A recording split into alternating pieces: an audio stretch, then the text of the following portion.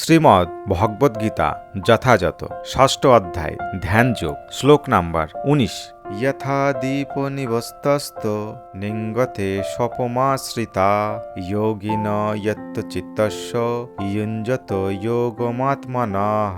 শব্দার্থ যথা যেমন দীপ প্রদীপ নিবত্তস্ত বায়ুশূন্য স্থানে না ইঙ্গতে বিচলিত হয়, স উপমা সেই উপমা স্মৃতা বিবেচিত হয়, যোগিন যোগীর, ইয়ত চিত্তস্য সংযত চিত্তস্য, ইঞ্জত অভ্যাসকারী, যোগম যোগ, আত্মনঃ আত্মবিষয়ক। অনুবাদ: বায়ুশূন্য স্থানে দীপশিখা যেমন কম্পিত হয় না, চিত্তবৃত্তির নিরোধ অভ্যাসকারী যোগীর চিত্ত তেমনভাবেই অবিচলিত থাকে। তাৎপর্য: বাতাস না থাকলে দীপশিখা যেমন স্থিরভাবে জ্বলে, সর্বতোভাবে পরম ব্রহ্মের চিন্তায় ধ্যানস্থ হয়ে আছেন যে ভক্ত, তার চিত্ত সেই দীপশিখার মতোই স্থির নিশ্চল।